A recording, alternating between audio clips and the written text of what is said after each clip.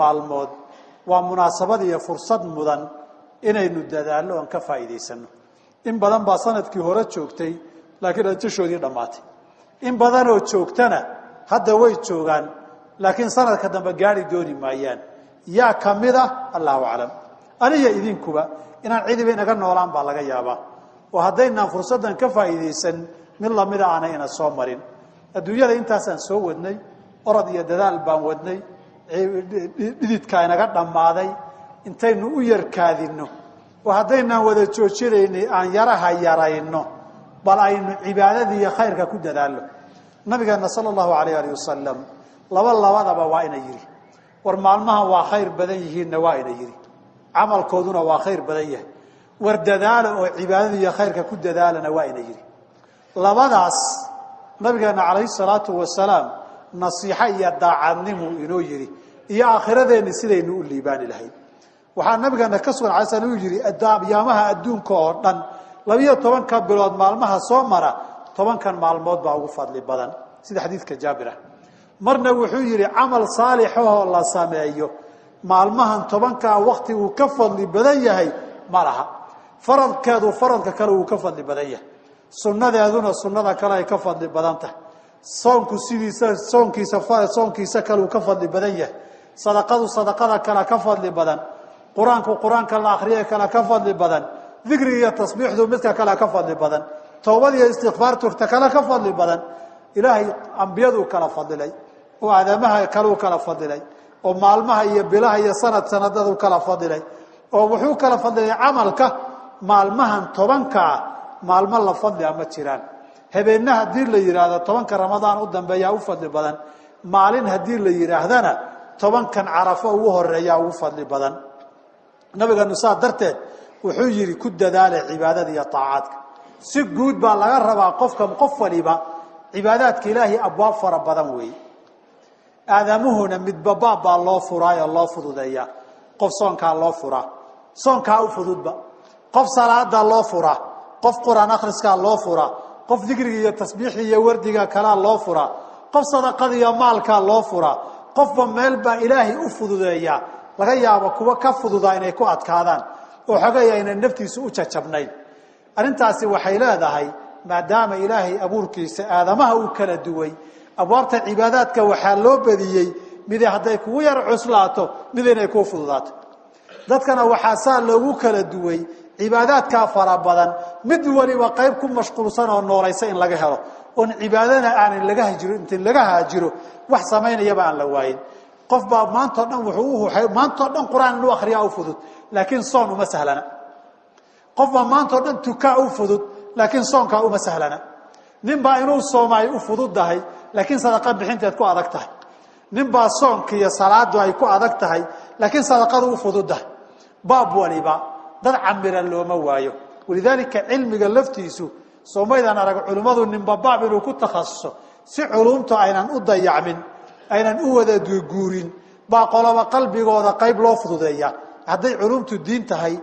haday duuyo tahayba ninba qayb baa la jeclaysiyaa soomayda arag culumtu inay wada noolaato manaaficdii diin iyo dunyana ay wada jirtay ku wada salaysnayd baa ilaahay dadka saa ugu qaybiya abwaabta khayrka mid ay naftu diidan tahay aad haysugu dhibine baabka khayrka ee naftu u fududaay keenan dib ka dareebaynin midkaas si fiican ugu dhaqaaji si aad maalmaha wax badan aakhira u geysato aad kaydka u geysato nabiga alayhi salaam sadarteed si guud buu inoo faray qofkii salaad kari kara qofkii sadaqaysanaya qofkii soomaya cibaadadka maalmaha dhanna si guud baa la inoo faray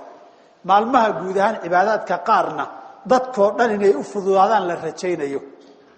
aan dadan ka daalaynin aan jirkaaga rafaad soo gaaraynin aan jeebkaaga la taabanaynin buu si gaar ah u dhiirigeliyay oo wuxuu fajtahidu fa'kthiru min at-tahlil wat-tahmid wat-tasbih tasbih subhanallahi walhamdulillah wala ilaha illa allah wallahu akbar afarta badiya jeebkaaga lama taaban calooshaadana lama taaban iyo jidiinkaaga oon iyo gaajo laguma dirin hawsha ka soo tago masaajidka iyo salaatu kana laguma dhihin quraanka akhriskiisa kaga mashquul lama dhihin meel kasto joogto suuqa joog dukaan joog guri joog dariiq soco gaari saaraw ama wad subxaan allahi walxamdu lilah walaa ilaha allahu akbar xataa adoo dhexda wada haddaad telefoon kuu soo dhacood qabato hadhow halkii baad kasii bilaabi aayadee joogtay qur-aanka iga gedmaday ma leh subxaan allah dheh alxamdulilah dheh bal fudaydkeeda fiiri walidaalika nabigeenu mar kale uu arrimahan tilmaamayey dikriga noocan wuxuu yidhi kalimataani khafiifataani cala lisaani xabiibataani ila araxmaani haqiilataani fi lmiisaani subxaan allahi wabixamdihi subxaan allahi alcadiim waa tasbiixdii iyo taxmiiddii waay carabka waa u fududa ilahay agtiisana waa ku weynto waa jecel yahay ilahayna waa jecel yahay miisaankana ajir weyn bay leedahay subxaan allahi wabixamdihi subxaan allahi alcadiim socod kaama reebin shaqana kaama reebin hawlaad qabsan lahaydna kaama xanimin ajir weynna aakhara ku heshay gaar ahaan maalmahan faakiruu min altahliili wاtaxmiidi wاtakbiiri buu yihi nabigu sala allahu alayh alih wasalam qaarkoodna min atasbiix bay ku dareen marka intaa ha lagu dadaalay si guud si gaar ahaaneed nabigu maalmahan si guud markuu inoo faray dadaalka maalmuu si gaara usii magacaabay waana labada maalmood ee ugu fadliga badan 10ka ee 9ka iyo 10ka maalinta 9aad ee Carafa dadka ugu tira badan sanadka ee naar waajibsaday dambigooda naar laga xoreeyaa waa xadiiskii Aisha Muslim warinay nabigu ku yiri ma jira buu maalmaha sanadka maalin ay ka badan tahay adooma Ilaahay naar ku xoreeya maalinta Carafa hadaa dadaasho oo istighfaarta iyo tawbada iyo soonka iyo cibaadada ku dadaasho Ilaahay inaad barido waxa rajo weyn laga qabaa inuu kugu daro dadka naarta laga xoreeyay oo maxaa kale oo deedeeyay masaajidda u joogtay maxaa saqda dhaxa u soo kacday maxaa ramadaan u soomaysay sadaqana u bixinaysay Ilaahu naar iga xoreey soomahayn umniyada yiri diilada iyo waxa uu ku taamay ugu weyn qofka muslimkii Ilaahu naar iga badbaadi waay adduunyada joogayna waa ogtahay adigaba inaad bari socotana waad ogtahay faman zuhziha 'anil naari wa udkhila al-jannata faqad faz wama al-hayatu ad-dunya illa mata'ul ghurur naar baba la iska xoreeyaa dadka ugu badan ee naar waajibsaday baana maalinka Carafa laga xoreeyaa inaad xusul durto oo tartanto wax walba oo kale oo dhan iska dhigto maalinka jilibka u laabto si Ilaahay kugu dari laha kuwa laga xoreeynaya naarta waa maalin si gaar ah u mudan sadarteed buu nabigu labadaba yawm Carafa in lagu dadaalo uu faray mar wuxuu faray in la soomo oo wuxuu yiri 2 sano dambiga lagu dhaafi sanad tagay yawm Carafa la isugu dambi dhaafaa sanadka soo socdana waa la isugu dhaafaa dunuubtii aad 24 bilood sameeysay baba yawm Carafa lagu dhaafi taban xuquuqda aadamuhu kuma jirto xuquuqda aadamaha iyaga inaad ugu noqoto waay laakiin diiwaanka la yughfar waay markii dawaawinta dunuubta la galo oo nabigu dhowr u qaybiyay diiwaanun la yughfar mid isaga lama dhaafo waa xuquuqda aadamaha laakiin wixii adiga rabbiga idin ka dhaxeeyay ka gashay sanad tagay in la dhaafo la garay sanadka soo socda dhaafitaanku labada waa noqon kartaa in Ilaahay ba dunuubta ka ilaaliyo oodan kuba dhicinba oo fadligii Carafa Ilaahay kaaga ilaaliyo iyo hadii aad kuba dhacda wax in fadligii Carafa tawbada lagu waafajiyo lagaana aqbalo dambi hadaad gasho tawba lagu waafajinay waa musiibo hadii inta tawban keeni tiraado shuruudii aad buuxin weydo lagaaba aqbali waayna musiibo labaad laakiin hadii uu ka dhaco hadii Ilaahay tawbadiina ku waafajiyo lagaana aqbalo at-taa'ibu min adh-dhanbi kama la dhanba lahu baatah waa fadligii yawm Carafa soontay waa hal maalin oo sunnah oo la soomo waay waxa labaadoo nabigu ku dhiirigeliyay ducaa iyo alla bari la ducaysto maalinka Carafa ugu fadli badan buu afdalu ducaa ducaa yawm Carafa maalinka Carafa baa ugu fadli badan walidaalika nabi Muhammad sallallahu alayhi wa sallam oo Ilaahay adogtiin darajada ugu sarreysay janna inuu siiyay oo horiya gadaal wax walba loo dhaafay baa maalinka Carafa iyadoo san guri hoose ku jirin oo qorax uu taagan yahay banaanka Carafa intuu geel hal neef geel dushii ku fadhiyay buu duhur iyo casar intuu israaciyo ilaa maghrib Ilaahay bariyay oo isagoo intaaba darajo Ilaahay gaarsiiyay haduu saa ducaya alla bari maalinta ugu dadaalay de wuxuu garanayay qiimaha iyo wanaaga ay leedahay inagoo inta dambaabayna oo haddana guryo iyo daara qabow hoos fadhina oo marna kursi ku fadhiisanaya marna furaash ku fadhiisanaya marna dhulka fadhiisan hadaad rabto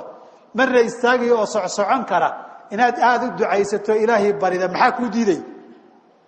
oo nafiya shaydaanka ka qaalib noqdaan maahane hadii cid dadaalaysana oo fursadan ka faa'iideysan ay tahayna nabi Muhammad inaga uga baahi badan hadii dambi laga dhaafo tahayna nabi maxamed alayhi salaam taas baahi badan ba uma qabine inagay baahideenu madax iyo minja buuxisay marka maalinkaas afdalu ducaa ducaa yawm araf alla bari waxa uu fadli badan ka maalinka arafa alla la bariyo alla bariguna ilaahu waxa isii kaliya maaha ducadu waa labo ducaa mas'alatin wa ducaa ibada min ilaahi baa lagu caabudaa dhikriga iyo tasbiixda iyo ashhada iyo tawxiidku ducada qayb kamida waa ducada ugu fadli badanna waa iyadu yiri nabigu sallallahu alayhi wasallam minna waa ilaahi bari iyo tuugmo ilaahu waxa isii hadii ilaahu waxa isii cabaara tirada kadibna tasbiix iyo tahliil aad u wareegto ducadii baad wali ku jirtaa qaybtii ducaa ibadatin baad ku jirtaa marka ilaahu waxa isii ama waxa iga ilaali leedahayna ducaa masalatin baa ku jirtaa afdalu ducaa bay soo wada galayaan maalinkaana soonkiisa lagu dadaalay maalinka sagaalaad ee jumcadu ku aadaya waxa laga yaabaa intaanan ka bixin su'aal idin ku iman doonto ama isweydiin doontaan jumcaday ku soo aaday sabtina laguma dari karo ciidii waaye soo kii la yiri ma jumca kaligeed yaan la soomin sax nabi alayhi salaam arafana hal la sooma waa yiri isagoon kala qaadin ma jumcay ku aadamise kuma aadin jumcada kaligeed yaan la soominna waa la yiri jumcada marka la reebayay yaan la soomin la leeyahay waa marka jumcanimada aad ula qasdaysa waay walidaalika haddaad khamiis ku darto ama sabti ku darto waxay ka baxaysaa jumcuun qofkani maagana qofkani jumcuu soon la gaadayay iyo jumcuu si gaar ah soon ula maagana markaad khamiis ku darto ama sabti ku darto meesha way ka baxaysaa walidaalika waa la ogol yahay maalin ka horeeya maalin ka dambeeya haddaa ku darto tanna qofka soomayay ma yawm arafa soomaya qasadka la soomaya jumca maaha arafa la soomaya hadday khamiis ku aadana waad soomi lahayd hadday sabti ku aadana waad soomi lahayd hadday isniin noqotana waad soomi lahayd adiga tirada yawm arafaat soomaysaaye wax dan oo weyn kaaga ma xirna qasad iyo ujeedana lama xiriirto inay jumca tahay inaynan ahayn walidaalika maradi qasadkii jumca la waayay soonkii uu banaananaya mushkilad ma laha marka waa la soomi karaa ama khamiista ka horeysa soon ama ha soomin soonku wuu wada fiican yahay yawm arafana ugu fadli badan oo jumcada ku aadan jumcay ku aadana dhib ma laha inta kadib tobankii damba bilowday wixii adxiye ciid ku saabsan insha Allah jumcada damba laga hadli doonaa ciidii khudbaysa laakiin waxaan rabaa inaan tilmaamo dadka qaar baa raba arafada inay ama adxiye gowracaan nabiga sallallahu alayhi wasallam wuxuu yiri qofkii doonaya inuu gowraco wax oo xoolo qalamaaninka tobnaad hadday bishu kowdeedii soo bilaabato timaha iyo cidiyaha yaanu gurin ina cidiyaha gurta lama ogola ina timaha garjartana lama ogola ama madaxa noqdaan ama kor han noqdaan timu ama hoos han noqdaan timaha xeeritaankoodu ahkaamta shariicadeenu waa saddex qaybood qayb la isfaray iyo qayb la isu diiday iyo qayb aan waxba laga dhihiro la isu ogolaaday kuwa la isfaray waa timaha hoose kuwa la isu diidayna waa kuwa garka inta kalena waa baabul ibaaha weey wuxuu dhayna taabata lama ogola cidiyaha lugu iyo gacantoona lama taaban karo qofkii doonaya weeye inuu udxiya arafa gowraco hadii ay qofku reerkiisa ka gowracayo ninku reer iyo caruuru leeyahay xukunku wuxuu ku tacalluqaya waa isaga udxiyadana isaga iyo xaaska iyo ilmaha way u wada jirtaa cidiyaha iyo timaha la diidayana isaga gaar ku tahay reerka intooda kale cidiya gurata ama timaha jaratay iyaga kuma socda hadalka nabiga iyo xadiidka reebitaanka sallallahu alayhi wa sallam hadalku waxa uu ku socdo waa qofka mas'uuliyadda qaaday qasadkana niyooday xoolahana qali doona waaye dadka laga qalaya maaha qofka iyo reerkiisa hal neef waa ku filan laakiin oo masalada hadda kama hadlayo laakiin jumlada ah cidiyaha iyo timaha guristoodu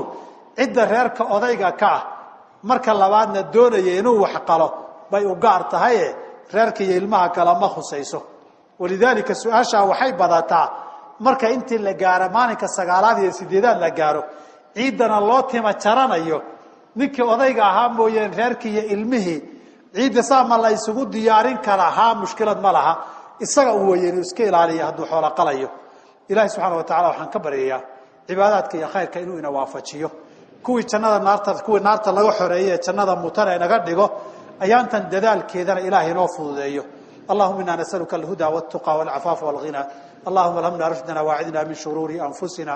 اللهم آت نفوسنا تقواها اللهم زكيها أنت خير من زكاها أنت وليها ومولاها. ربنا تقبل منا إنك أنت السميع العليم وتب علينا إنك أنت التواب الرحيم. ربنا آتنا في الدنيا حسنة وفي الآخرة حسنة وقنا عذاب النار. واقم الصلاة.